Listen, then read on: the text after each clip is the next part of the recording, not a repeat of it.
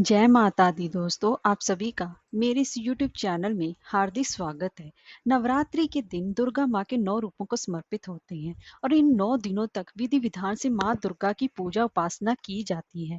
भक्त 9 दिन तक व्रत रखते हैं और जगह जगह माता का जागरण और कीर्तन भी होता है। और ये भारत में यह नवरात्रि का त्योहार बहुत ही धूमधाम से मनाया जाता है।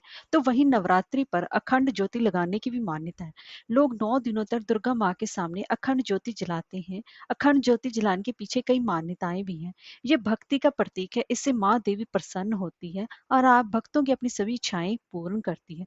दोस्तों, आज मैं आपको इस वीडियो में नवरात्रि में अखंड ज्योति जलाने के कौन से नियम है, हमें कौन से नियमों का पालन करना चाहिए, वही आज हम इस वीडियो में डिस्कस करने वाले हैं। तो चलिए वीडियो शुरू करते हैं।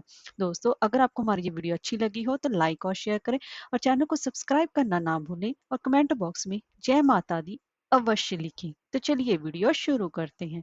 दोस्तों, नवरात्रि में खंड ज्योति प्रज्वलित का सबसे पहले नियम है कि ज्योति की देख रेख के लिए कोई ना कोई तो इसके पास अवश्य ही होना चाहिए।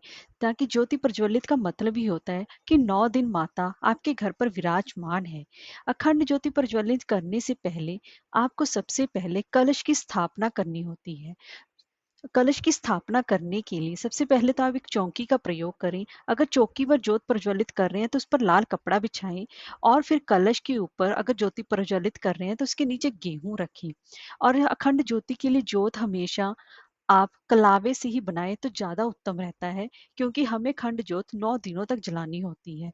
अखंड ज्योति को माँ दुर्गा के दाईं ओर रखना चाहिए। अगर आप ज्योत में सरसों का तेल डाल रहे हैं तो उसको बाईं ओर रखें। अगर आप घी डाल रहे हैं तो उसे दाईं ओर रखें। भगवान गणेश जी का नाम लेते हुए अब आप माँ दुर्गा की उपासना करें और माँ दुर्गा के सामने अखंड ज्योति के लिए प्रार्थना करें। अब अखंड दीप की ज्योति है, इस बात का आप ध्यान रखें कि उसकी ज्योति पूर्व या उत्तर दिशा की ओर रखना चाहिए, क्योंकि ये आग्नेय कोण माना जाता है। और इसके लिए आप अखंड दीप की ज्योति के लिए उसको बचाने के लिए एक शीशा, लालटेन का शीशा या फिर छिद्र युक्त कोई ढक्कन रखें, ताकि उस ज्योत को कोई हवा ना लग सके।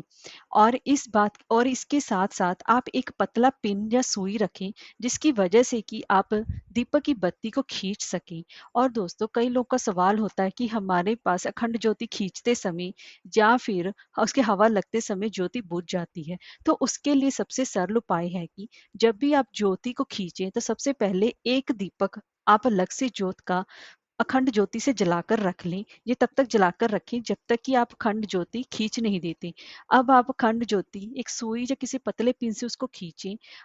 अगर आपकी खंड ज्योति उसमें से बढ़ जाए तो वो आप दूसरी खंड ज्योति चल सकती है, तो जिससे कि आपकी पूजा में कोई भी दोष नहीं लगेगा। इस बात का आप विशेष ध्यान रखें।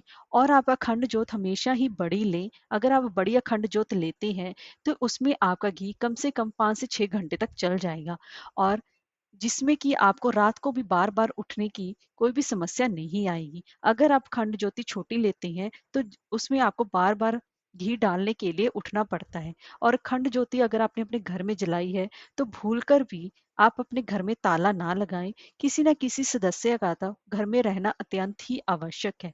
और अखंड ज्योति जलाने के लिए आपको स्नान करने व सात्विक भोजन करने वालों को ही अखंड दीप को स्पर्श करना चाहिए। और इस बात का भी आप विशेष ध्यान रखें कि खंड ज्योति के ऊपर आप हाथ ना फेरें। ऐसा करने से भी अखंड ज्योति का कोई मतलब नहीं रह जाता है।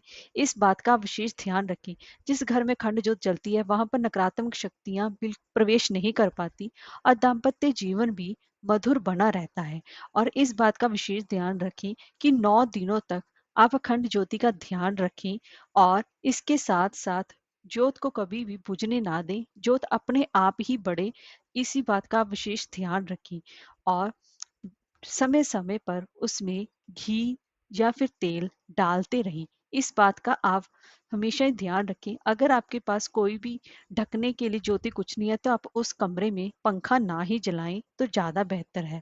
तो दोस्तों, ये थी कुछ ऐसी खास चीजें। अगर आप अखंड ज्योति में ये सारे रूल, सारे नियम अपनाएंगे तो आपकी खंड ज्योति से आपके घर में हमेशा ही सुख समृद्धि माता की कृपा से बनी रहेगी। जय माता दी।